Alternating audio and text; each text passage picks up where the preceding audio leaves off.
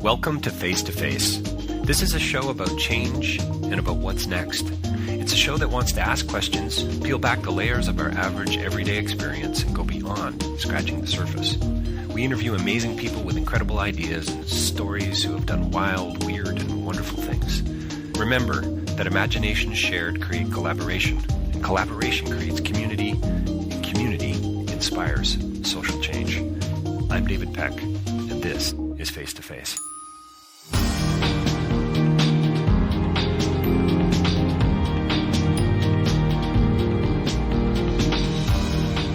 So my next interview is with Dr. Michael Ungar. He's a professor at Dalhousie University on the east coast of Canada and has a lot to say. He's been writing books for years, and he's working on something called the science of resilience. His new book, Change Your World, not Change the World, but Change Your World, the science of resilience and the true path to success. Michael and I get into mythic notions of resilience. What does that even mean? Triggering our best selves, beating the odds, childcare and well-being, how the self-help industry just really isn't working. The billion-dollar self-help industry really isn't working. We talk about the boom, bust, and the boom-bust world. We talk about why yoga mat sales are indicators of something very particular. He's got 12 things he'd like for us to do. It's not an exhaustive list, but you're going to want to hear about that. We talk about creating a sense of community and how our best selves really are connected to others. We talk about how selfishness can backfire on us and the seduction of hope. We talk about Cinderella, and it's one of Michael's favorite stories to tell, and there's a whole lot of reasons around that. We get into things about how it's really not all up to me. We talk about food availability and systems and movements and context. We get into a whole lot of things, and really it's another one of those interviews. It just reminds us how everything is truly connected in a very relational and intimate way, and how our steps into the future matter more than we actually know. Don't forget davidpecklive.com for more information about my writing and my speaking. You can order a copy of my book, Real Change is Incremental there. I would love that, and leave a review for that. And if you can't do that, maybe you could get behind Face to Face and help us as we creep slowly towards 500 published interviews. It's kind of crazy talk, but we're getting there. You can support us financially through patreon.com. Even $1 or $5 a month would be helpful. And if you can't do that, and I totally get that, maybe you could leave an interview. Maybe you could do an interview. Maybe you could leave a quick review for us or a thumbs up on iTunes. We'd certainly appreciate it. It all helps in this crazy digital universe. And don't forget to face-to-facelive.ca for more interviews there. If you'd like to advertise on our podcast, you can do that. Please reach out to me. You can do that through the email, and share it with your family and your friends. We'd love to grow our database. Sign up for our email newsletter, and don't forget rabble.ca as well, where I'm hosted. Face to Face is hosted with a whole host of other journalists and podcasters and bloggers and people writing about important, serious things. News for the rest of us. That's rabble.ca. Coming right up, Dr. Michael Ungar, and we're talking about resilience, the science of resilience, in his new book, Change Your World. Well, welcome to Face to Face. We're joined by a very special guest here with us today, author and professor Dr. Michael Ungar. Here is to talk about his new book, Change Your World, the science of resilience and the true path to success. Dr. Ungar, thanks for joining us today. Oh, a real pleasure, David. So just to set some context, you're the Canada Research Chair in Child, Family, and Community Resilience, and you are in the Department of Social Work at Dalhousie University and a family therapist. I don't really like to sleep that much. No, I'm just joking. I was just going to say, and hang on, author of 14 books, 150 scientific papers. I mean, the list is quite long. When do you sleep? I joke that I have a twin brother that does all the work. No, that's not actually true either. But no, it's I sleep really well, and I think I'm sharp because of it during the day. You just kind of develop your own patterns right. of coping really well. It's funny. It's hard not to be in this business of resilience and not learn a few things as well, right? You've got to pick it up along the way. You've got to. Well, so it sounds to me like you're sort of living it to some degree. I like to think that I sort of learn a lot from the incredible people I get to meet all over the globe through my work. And I mean, you get to hear these most amazing stories of people who are beating the odds, of doing well, and finding the resources that they need to make their lives better. you really, whether it's, I think we share some interest in different countries around the world, but the research center I lead, we have projects in everywhere from South Africa to, of course, here in Canada, United States, places like Cambodia, Brazil. You go around the world and you keep hearing these amazing stories about just the way people adapt to their particular environments, whether they're refugees or they're displaced or otherwise. And people seem to always say that there's that, those things that they need. Whether it's relationships or social justice or environments that are rich in opportunities to develop a positive identity. Just you're getting your basic needs met. It's really, for me, I really come to see resilience as not just something inside of us. That's a bit of that mythic notion of resilience. Mm-hmm. It's a really foolish idea. It's that rugged individualism of that we tend to sort of like a neoliberal taint.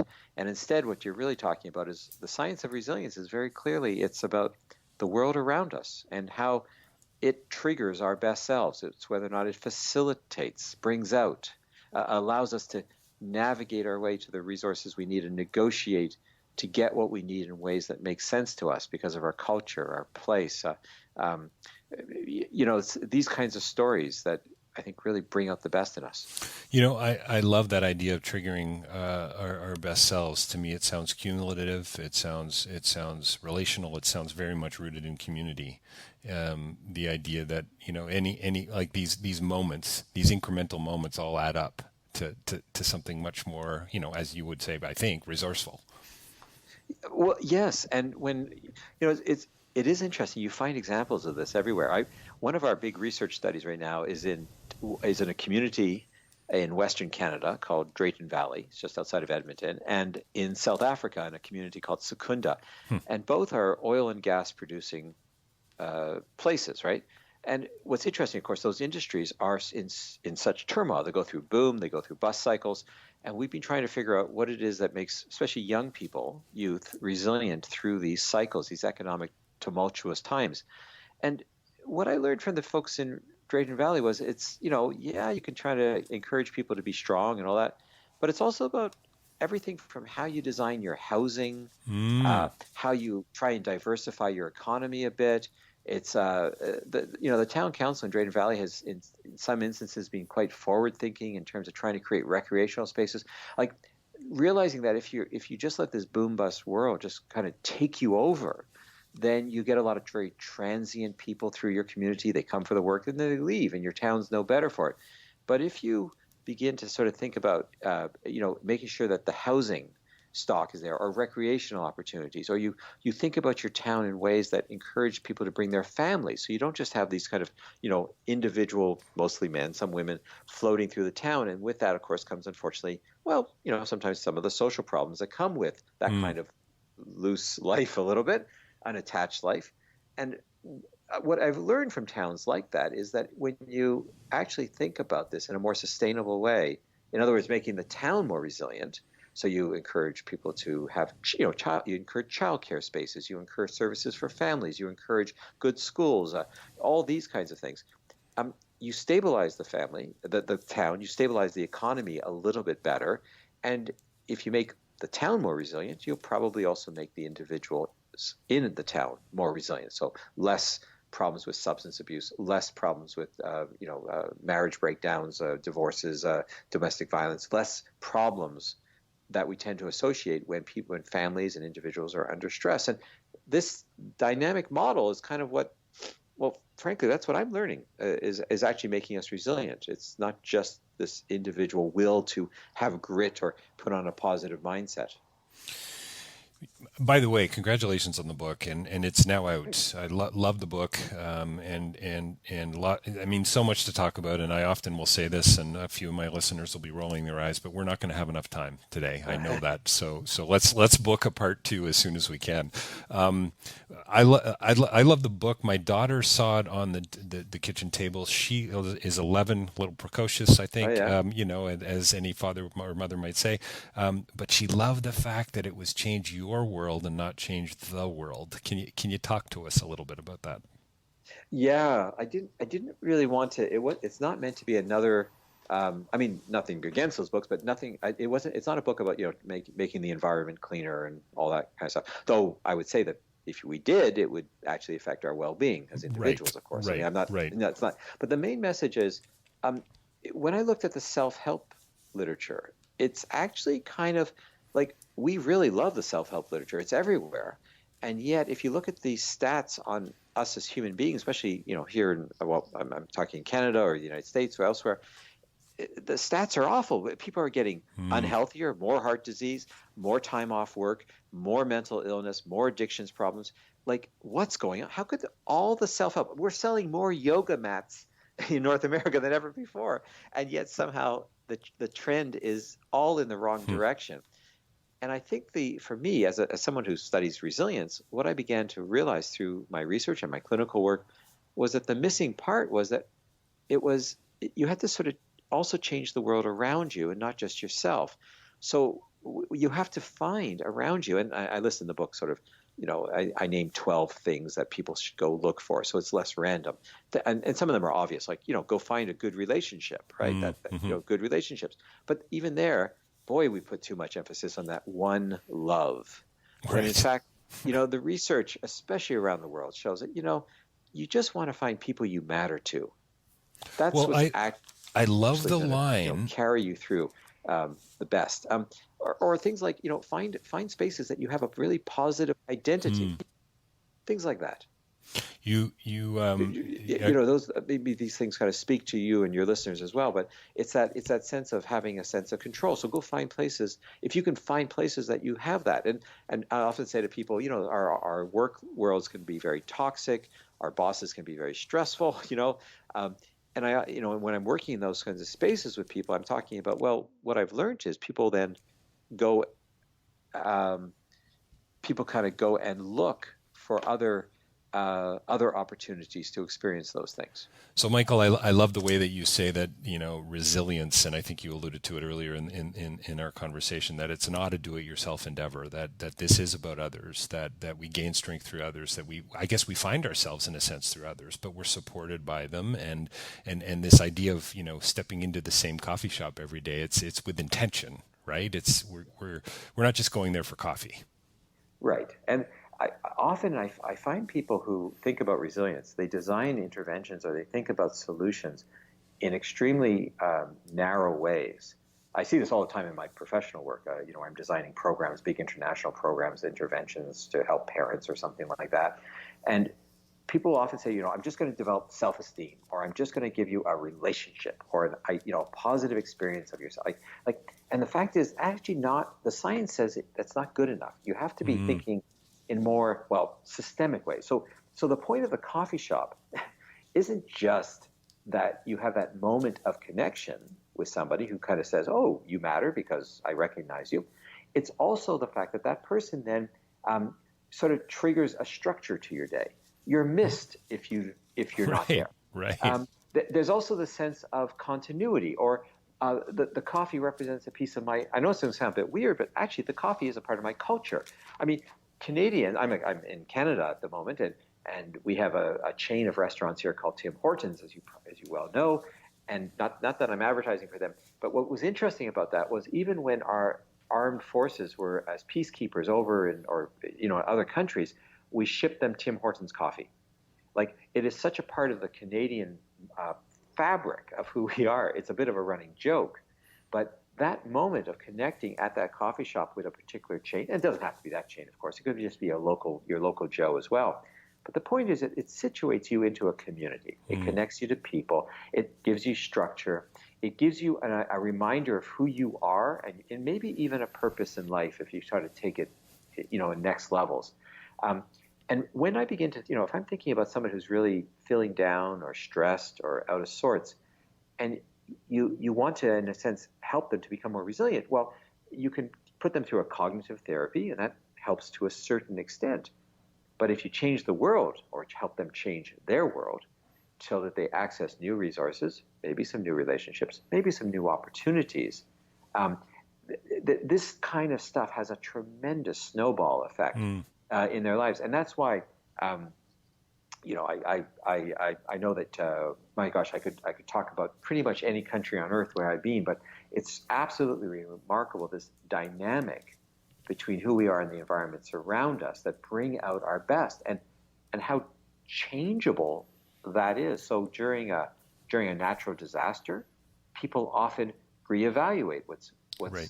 necessary. So they step up, they change their values. Suddenly their cell phone and those endless text messages or selfies or something seem to be less important. And now it's about, well, building sandbags for your neighbors, or cooking a meal for a neighbor down the street who's fallen and broken her hip or something like that. What I'm always amazed by is how we adapt to what our environment demands of us. And in the process, it's like we are given more powerful identities, better sense of control, new relationships. And when all these magical things are happening in our lives, the next time we hit a crisis, hopefully it doesn't happen, but if we do, we're better able to withstand those stressors. Is it possible, Michael, that folks, all of us, are situated sort of in environments and surrounded already to some degree by some of these resources, and we just haven't recognized them yet? That we need a new set of lenses to see the world through. Does that make sense? It really does. I have found, though, that sometimes people don't know where to look, which Right. is, I mean, to be fair, the part of the reason for writing the book was I was doing a lot of work with people, again, and they were basically telling me, how can you sort of, like, how do you reflect on this? How can you give me a roadmap to what I should Right. go looking for? So rather than just sitting around saying, okay, what should I look for? Should I look for, like, is there a big box store near me or something like that, or whatever? But what you do need, there is a code, or almost like a key that you can use to unlock these resources. And if you actually put yourself in connection with those, it's actually remarkably sometimes simple. Say, for instance, you're a single mom, single parent, mom or dad for that matter, but you want to go back. You're just a little bit fed up with your economic situation. You want to sort of move on or something like that. It could feel like, okay, I've got to get an education, I've got to do this, but how am I going to, the barriers just begin to quickly stack up.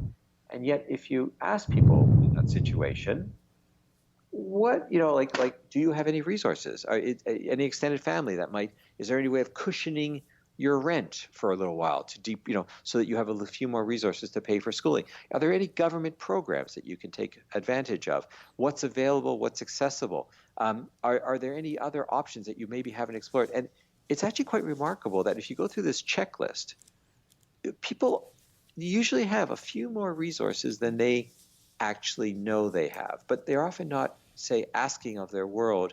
And admittedly, this does take a bit of motivation and a bit of guts and bravery to go out and ask of your world, to say, would you please help me? I mean, just like even asking a spouse at home, could you really please empty the dishwasher before you go to work in the morning so I don't have to do it after work? Like, it's a little bit of having that spine to say to the world, I need you to change a little bit so that I can have a little less stress, a little more space in my life to accomplish what I need to accomplish, or want to accomplish for that matter. You talk about having less emphasis on selfish goals.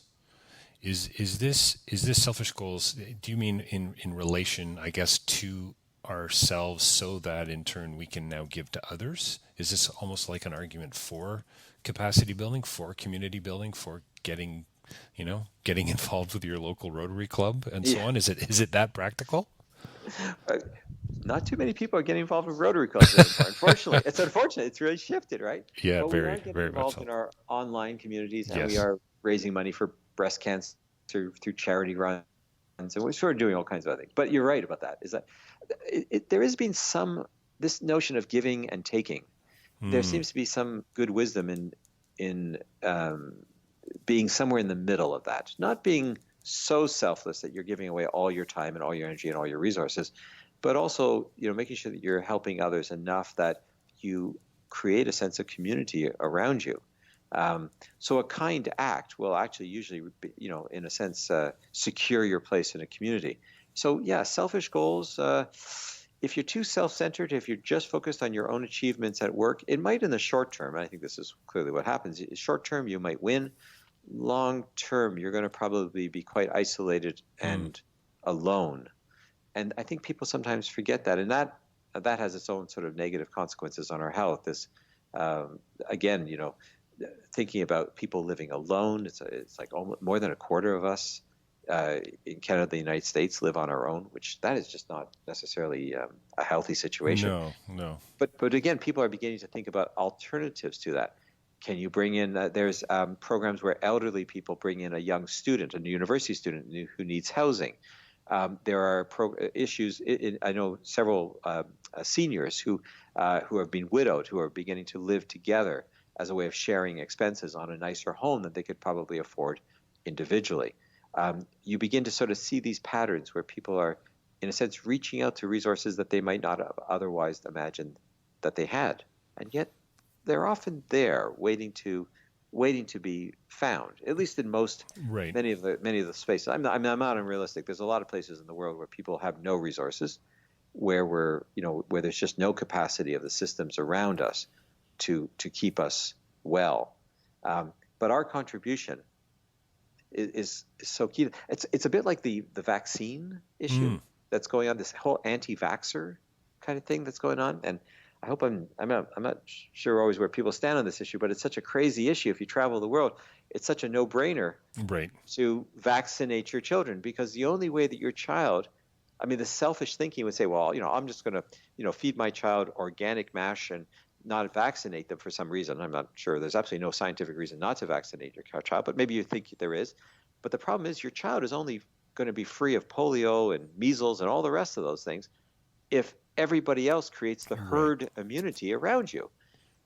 This is an ultimate example of resilience, where our selfishness actually eventually backfires. If everyone else is selfish and we reach, herd immunity drops to 50%, your child is going to get measles, and then they really are in danger, as we saw happen in recently at one of the Disneylands in California. Right. You talk a lot about well-being.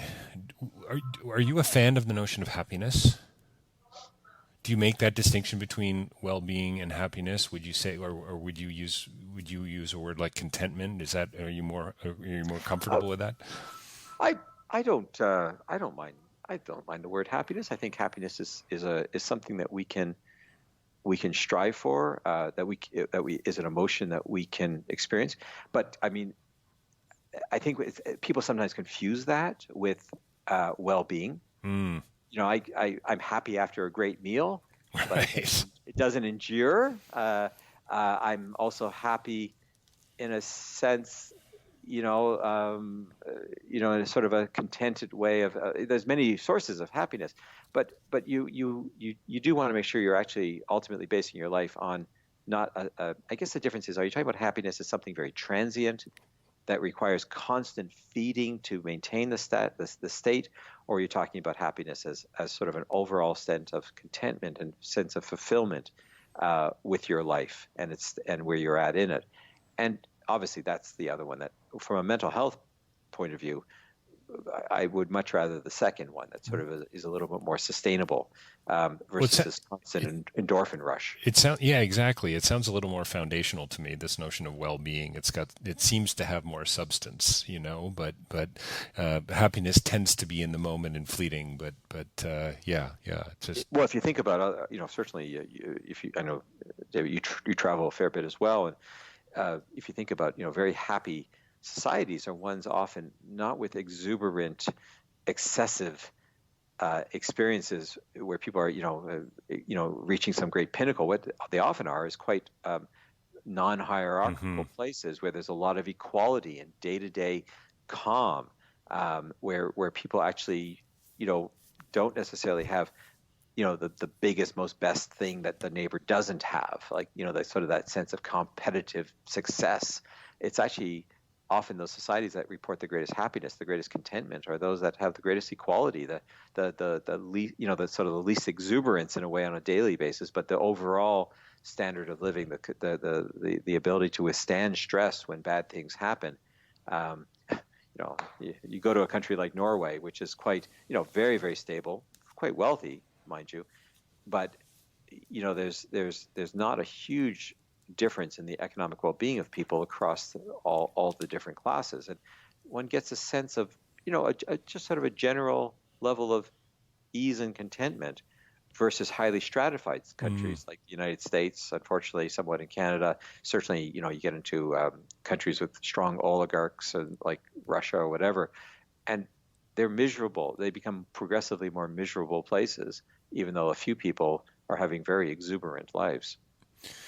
You talk, it's interesting. You talk, I mean, and I think it's definitely connected to this notion of happiness because, and to lifestyle advertising and consumerism and frankly, I suppose the self-help movement, I suppose, or maybe the distorted self-help movement, but the seduction, you call it, I think, the seduction of hope in the book.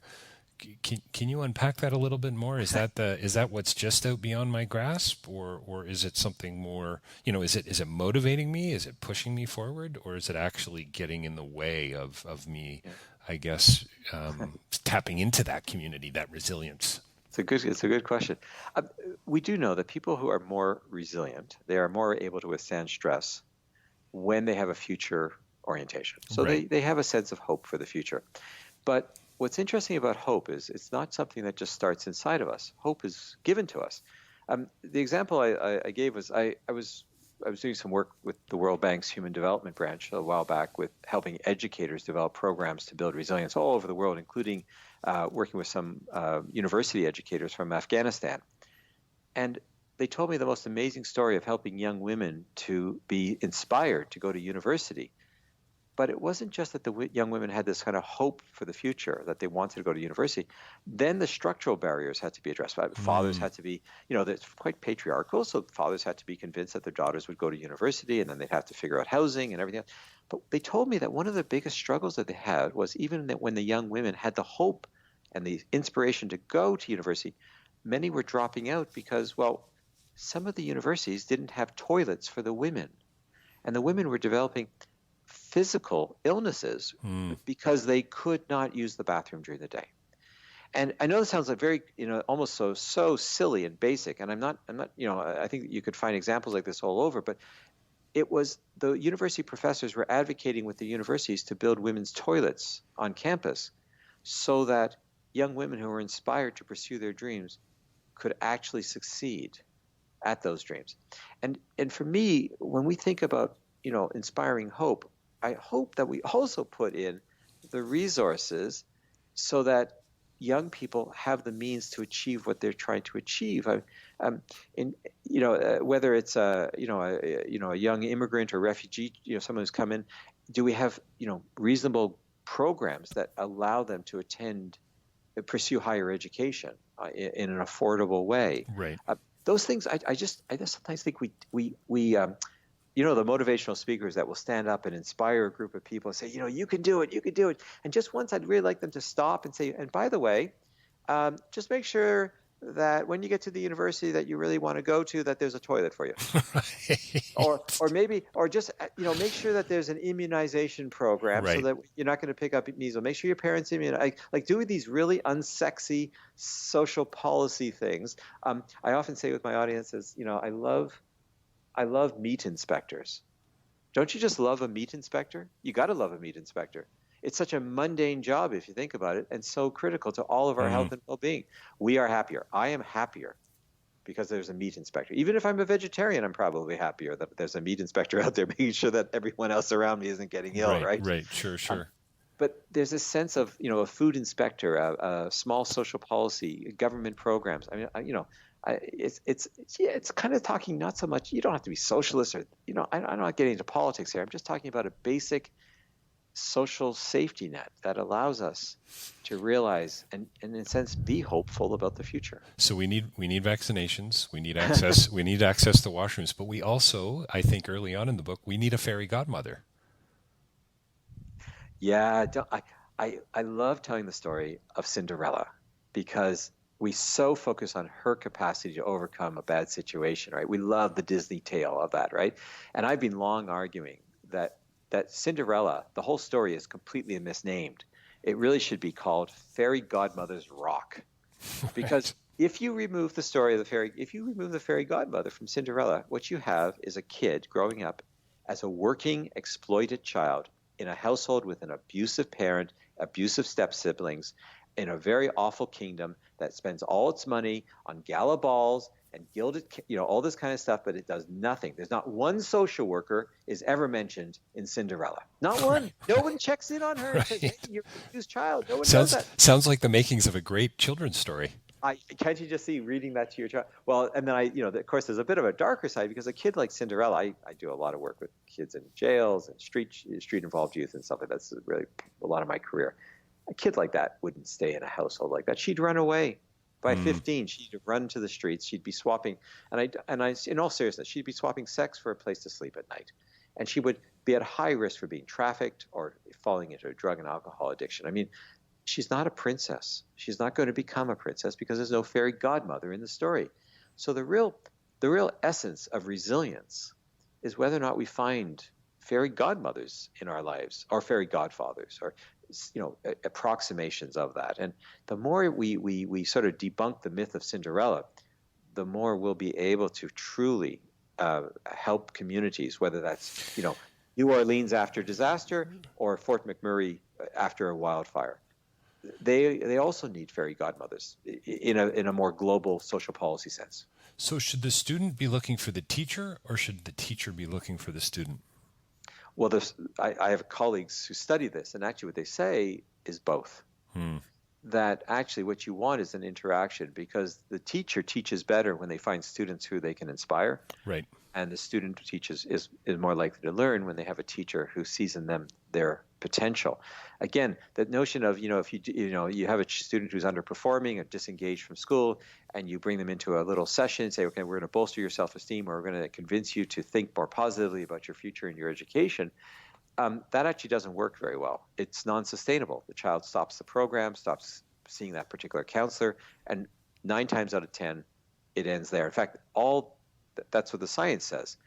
But if the world around is changed for that child, and the teacher sees in that child potential and keeps reinforcing that through very small things, like when that child enters the school grounds, does anybody come up to that child and say, "Oh, hi, Johnny. Hi, Jillian. Welcome to the school today. Glad to see you're here." Or, you don't look like you have your lunch. Or, it's amazing that this interaction in which we might want something, but is the world going to reward it as well? And I must say, I saw this in one of the most violent places on earth. I was doing some work in Medellin, Colombia, a former home of Pablo Escobar. And I do talk about this a little bit in the book as well. But basically, what I saw there was I met an amazing principal whose students ran the gauntlet of gunfire in the streets to get to school, which really impressed me, because I don't think that's my kids would do that, by the way. Right. But it was such an outrageous story. And then I finally got to go to the community where she worked, and I went to her school, and I saw this principal basically greet every student by name and give them a little kiss on the cheek and a little hug. This was a school principal doing this to hundreds of children in her care. Right. And I came back to Canada, where I live right now, and I was thinking to myself, we don't do that. No wonder kids don't come to school. Nobody kisses them. So it's interesting that you bring this up, and it's a lovely story, because it sounds to me like what you're talking about is an environment of inclusion, something that says to each and every student there, you're included, you're loved, you're welcome here, you're smart, you're beautiful, you're bright, you're going to thrive. That's what is that the impact of the work that you're doing on our school system, say, here in Canada? Absolutely, and indeed in the United States and Europe as well. What we're very clearly seeing is that schools now want to become resilience-promoting environments, not just with mental health programs, but it's the same at universities, colleges as well. They want to see themselves as not just creating a knowledge group, a knowledge economy. They also want to see them creating good citizens, people who are going to engage, who are going to show kindness. And a lot of that isn't just learned in the classroom. It's part of the soft skills that actually make people very employable, but it also makes our society, I think, a much more kinder, gentler, more loving place, if you will. I know that's taken a bit of a battering sometimes in the way politics is shaping up these days, but I'm still at least an optimist that I think fundamentally people want to live in calm communities where people are looked after. We sometimes disagree how to do that, but I don't think that the fundamental sentiment, whether I'm in an oil and gas town called Drayton Valley, or I'm in Secunda in South Africa, which is the partner community, and seeing how, young people there, or that even oil companies, which are sometimes painted as awful, have corporate social responsibility efforts. These, it's an interesting dynamic of watching people, at least in some respects, try and make the world a little bit better. I mean, we can all disagree, and I'm not saying I'm not, it's a debate about whether or not it's working and all this kind of stuff. Absolutely, but fundamentally, I do think people they're looking for those opportunities to give back. So sadly, we're going to have to wrap it up, and as suspected, we're barely scratching the surface here, which is why everyone has to buy your book, and there'll be a link to it on my site, but you can get it elsewhere, I'm sure. Change Your World, Michael Ungar. How do you balance the optimism? You sound very optimistic to me. You sound very hopeful. You sound very resilient. You don't sound cynical at all. And yet, you even have a chapter entitled Beyond the Self-Help Movement. So how do you balance that? And I'm going to throw another question in there as well. Change Your World is kind of a corrective, would you say, to the self-help movement? Yeah. I think I honestly began to worry because I've had people come up. The book actually started with, I was doing a talk on resilience and trying to encourage people to think a little bit beyond themselves and everything else. And I had this woman come up to me afterwards. I think she was a nurse. And she kind of come up and says, she kind of swore and cussed a little and said, "Well, thank God, finally, someone telling me I don't have to go and meditate to get my life better." And I said, there's nothing wrong with meditation, right? It's a good practice to have in your life. Sure. But she said, "No, they always tell me I just got to go meditate and suddenly my life is going to get better, and it never works." And finally you said, "No, I've got to also, the world around me I've got to go find some new places for me to be, and people to like me, and people to be with me, and things to do, and places to use my talent." I mean, she went through the kind of a short list of it all. And she goes, "Wow, is that what people mostly think the self-help movement is about? That if they just kind of do this little bit of flipping the switch in their brain, that everything is going to magically get better?" And it's not. It doesn't work. I mean, actually, I'm a scientist, so I actually looked at the science. We did all these meta-analysis of this. It actually doesn't work quite like that. It's the environment has to trigger a positive response. It's a dynamic back and forth. And I mean, we don't think very well. We're not very good at thinking in terms of processes. And we're much better at thinking about individual qualities or traits or personalities. But in fact, what we really have to start thinking about is more, systems and movements and me and interaction with an environment. And on all levels, and the book obviously goes through this, everything from patients who use less pain medication when they're looking at a tree outside their hospital window, to the way we set up our buildings, our office spaces, our communities, to, in fact, even the smallest things, like you mentioned, teachers responding to kids, or changing. I have a colleague that painted, he went into a school and painted hopscotches on the floor of a child's elementary school, and the children moved more, something that every parent wants their kid to do. And all they did was, rather than trying to tell children to move more, they just adapted the environment ever so slightly, painted hopscotches, and the child began to bounce around in their day. And that, for me, is just the metaphor for, I think, what we adults need as well. If we can find ways to change our world in small ways, we will actually experience the health and well-being that we're trying to look for. And frankly, to be honest, and I say this in the book, it's so much easier to change your world than it is to change yourself. Oh my gosh, it's hard to change myself. It's endless work. Change the world once around me, and suddenly the world does all the work for me. It keeps reinforcing the changes. It's almost, I mean, it's an argument to me for giving back. I mean, it's an argument for stepping in and for rolling up your sleeves. We can come up with lots of other metaphors, but it's for being engaged. It's going to come back almost. I hear you. I think I hear you saying it's going to come back in kind, and then and maybe even tenfold. There's feedback loops, and that's a basic principle. Right. Whether we're talking about a resilient forest or a resilient human system, we have feedback loops. We have there's a sort of information flows through it. There's connectivities where we want to engage, and by introducing a bit more complexity into these ideas, and that's where the book actually goes through things like, at a biological level, at a social level, at a political level. I mean, I go right through psychology, biology, it's trying to really show people that each part of us is affected by the world around us. And if we change that world, what we eat triggers a change in our microbiome. what's in our gut seems to be affecting our mood and our mood disorders. So food availability, which is a social policy issue, changes what kind of food we get, putting what kind of food we get into our kitchens and our food, et cetera, changes us at a biological level, and that biological level changes us at a psychological level, which then kind of creates a change in our environment, how we interact with our environment. That's not just, it's like it's all connected thing, and it doesn't matter where you start. That's the wonderful thing. I often say to people, if you want more steps in your life, one way is to put a thing on, a monitor on your wrist, or the other was to change your parking spot at work so you're further from the floor. Right, it's nice. Change your parking spot once, and that's all you have to do, and you'll start walking more. It's good. And very, very, very important question. How many yoga mats do you own? I used to own one. You used to own one. I think it's gathering dust. No offense to yoga mats. Exactly. I just found that actually I liked other things. For sure. I do restorative yoga. I do restorative yoga, and honestly, I mean, to say it saved my life would be a bit of an extreme, but it's been a huge, injection of life, and maybe it's the community. Maybe that's really what this is about. Hey, can I just read a quote here from a chapter called "Our Endless Potential"? And quote: "Tolerance is a prerequisite for our collective capacity to thrive. Our world is becoming a more globalized, integrated whole, and there is no stopping these trends. The future depends on our capacity to be good to ourselves and others, and I have witnessed enough resilience in individuals and communities to be confident in our capacity to meet that challenge," close quote. I mean, what a beautiful way to end. I mean, it isn't the last sentence in the book, and you've got some appendices and some exercises and things for people to think about and to work through.